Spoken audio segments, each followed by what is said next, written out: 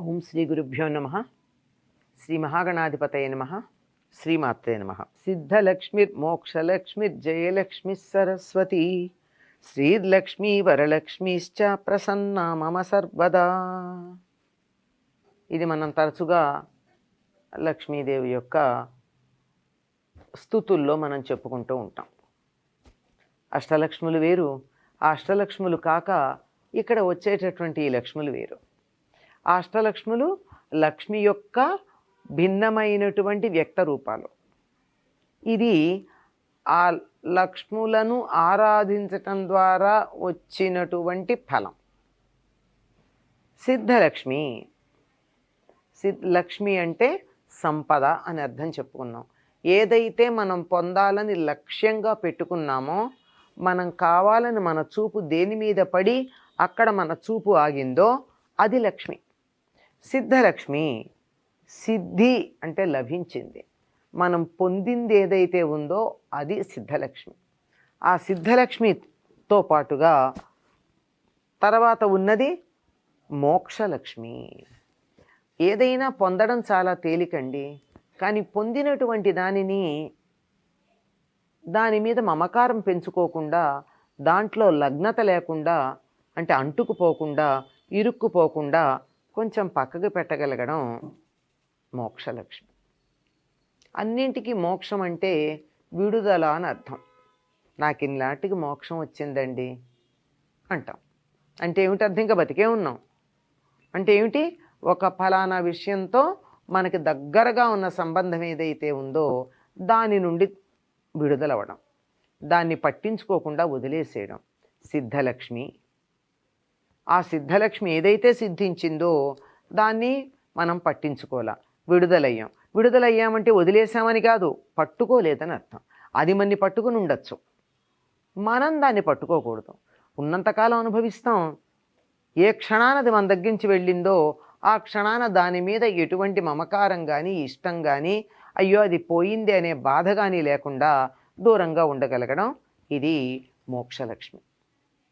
ఇది లౌకికంగా ఉండడమే కాదు, శరీరం వదిలిన తర్వాత కూడా ఈ భౌతికమైనటువంటి ప్రపంచం మీద ఎటువంటి మమకారం లేకుండా, ఈ భూమికి సంబంధించిన సమస్తాన్ని వదులుకుని ఆ తేజోమయమైనటువంటి పైలోకాలు ఏవైతే ఉన్నాయి కదా, ఇంకా పైన 7 లోకాలు ఉన్నాయి. ఈ 7 లోకాల్లో ఏదో ఒక లోకంలో అక్కడ ఉండిపోతూ మళ్ళీ కిందకు ఆకర్షించబడి రాకుండా ఉండేటటువంటి పరిస్థితి ఏది ఉందో దానిని మోక్షలక్ష్మి అంటారు. మళ్ళీ గుంజుకుని రాకూడదు, బరువు ఎక్కువ ఉంటే ఇలా లాక్కుని వస్తారు. మోక్షలక్ష్మి సరస్వతి. సరస్వతి అంటే ప్రవాహశీలమైనటువంటిది, ఒక్క చోట కుదురుగా ఉండడం కాదు. అంటే ఇక్కడ కుదురు లేకపోవడం లక్ష్మీదేవికి ఉండేటటువంటి నామాల్లో చపలాయ నమః, చంచలాయ నమః అని చెప్పినట్టు నామాలు కాకుండా ఇక్కడ స్థిరంగా ఉండిపోవడం కాదు, ప్రవహించటం ద్వారా దానికి ఒక రకమైనటువంటి విలువని కలిగించటం సరస్వతి. అంటే ఇక్కడ ఉండం. ఇప్పుడు ఉదాహరణకి సరస్వతి ఎలా ఉంటుంది మనందరి దగ్గర? వాగ్రూపంలో ఉంటుంది.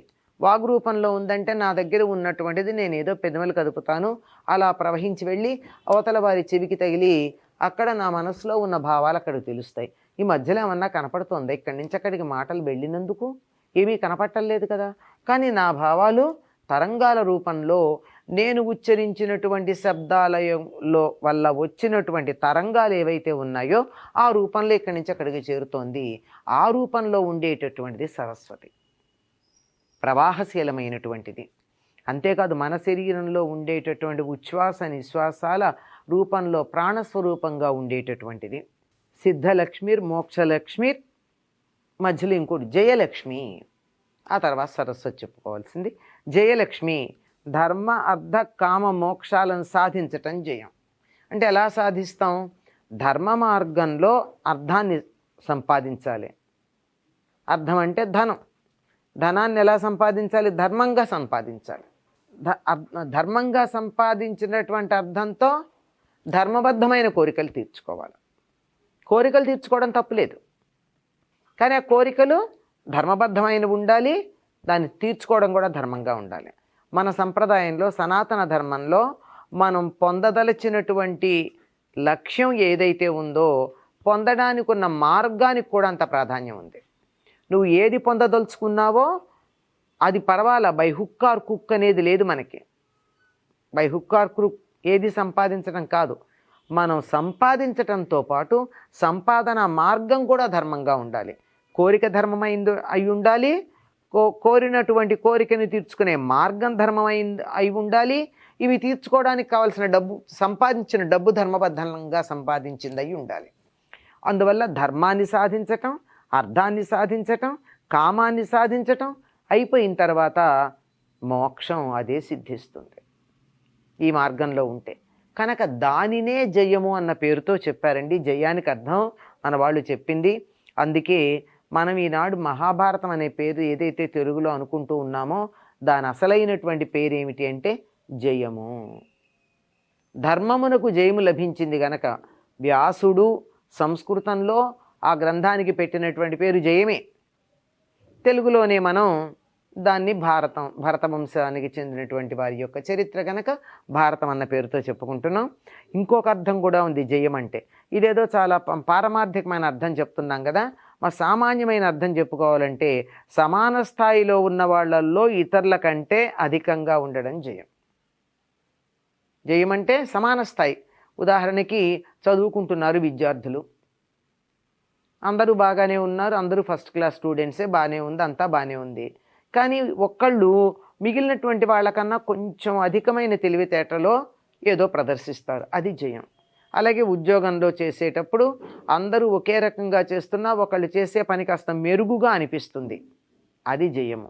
ఇది జయం అంటే సమాన స్థాయిలో ఉన్న వాళ్ళలో ఇతరుల కంటే కొంచెం అధికంగా కనిపించినా దాన్ని జయము అన్న పేరుతో పిలుస్తారు. ఇంకా శ్రీలక్ష్మి, ఈ జయానికి కారణమయ్యేటటువంటిది సరస్వతి అనుకోండి. శ్రీలక్ష్మి అంటే, శ్రీలక్ష్మి అంటే సంపదలకు సంబంధించిన లక్ష్మి. శ్రీ అంటే అర్థం చెప్పుకున్నాం కదండి, సంపదలు, కీర్తి, కళ, శోభ. అంటే మనం ఏమేం కావాలనుకుంటున్నామో అవన్నీ శ్రీ అండి. అవన్నింటినీ కూడా మనకి లక్ష్యంగా చూపిస్తూ పొందడానికి సహకరించేది శ్రీలక్ష్మి.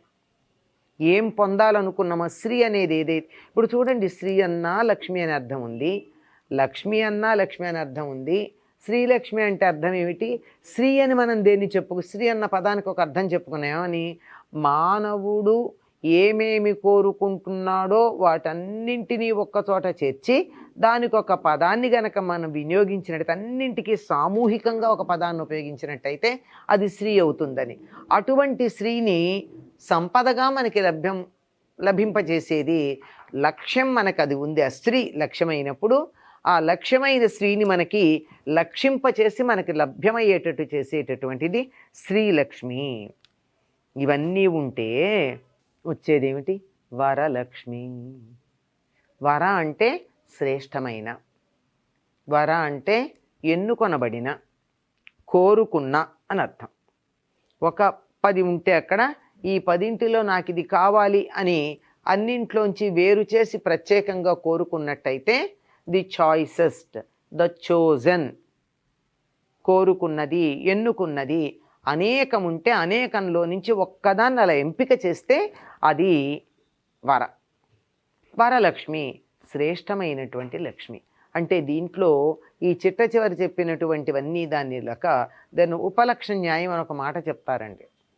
అంటే ఏమిటంటే, చిట్ట చివర చెప్పినటువంటిది ఏదైతే ఉందో 10 విశేషణాలు చెప్తే ఆ చివర చెప్పిన దానికి ముందువన్నీ విశేషణాలుగా మారతాయి. కనుక వరలక్ష్మిలో ఏముంటాయి? సిద్ధలక్ష్మి, మోక్షలక్ష్మి, జయలక్ష్మి, సరస్వతి, శ్రీలక్ష్మి అనే లక్షణాలు కలిగినటువంటి వరలక్ష్మి అని దీనికి అర్థంగా చెప్తారు. ఇది వైదిక సంప్రదాయంలో లక్ష్మికి ఉన్నటువంటి రూపాలుగా చెప్పడం జరిగింది. కనుక లక్ష్మీదేవి ఇన్ని రూపాల్లో ఉంటుంది. ఇందులో ఏదన్నా ఒక్కటైనా మూర్త పదార్థం ఉందా అండి? మూర్త పదార్థం అంటే ఫిజికల్గా మనకు కంటికి కనపడేది ఉందా? జయం కంటికి కనపడుతుందా? మోక్షం కంటికి కనపడుతుందా? సరస్వతి ప్రవాహశీలంగా, ఆవిడని ఎలాగో కూడా ఏమంటారని అంతర్వాహినిగా ఉంటుంది, కంటికి కనపడదంటారు, అది కనపడుతుందా? ఏది కంటికి కనపడదే? కంటికి కనపడకపోయినా ఒక తత్వంలో మనకి గొప్ప సంపదగా ఉండేది ఏదైతే ఉందో దీన్ని గురించి మనకి వైదిక సంప్రదాయం తెలియచెప్తూ ఉంది. కనుక ఇటువంటివన్నీ కూడా ఉత్తమమైన విలువలతో కూడుకున్నటువంటి ఈ లక్ష్మి మనకి లభ్యం కావాలి అని కోరుకుంటున్నాము. అటువంటి ఆ లక్ష్మి మన అనుగ్రహించుగాక అని ప్రార్థన చేస్తూ, మహాదేవ్యై చ విద్మహే విష్ణుపత్న్యై చ ధీమహి తన్నో లక్ష్మి ప్రచోదయాత్. స్వస్తి.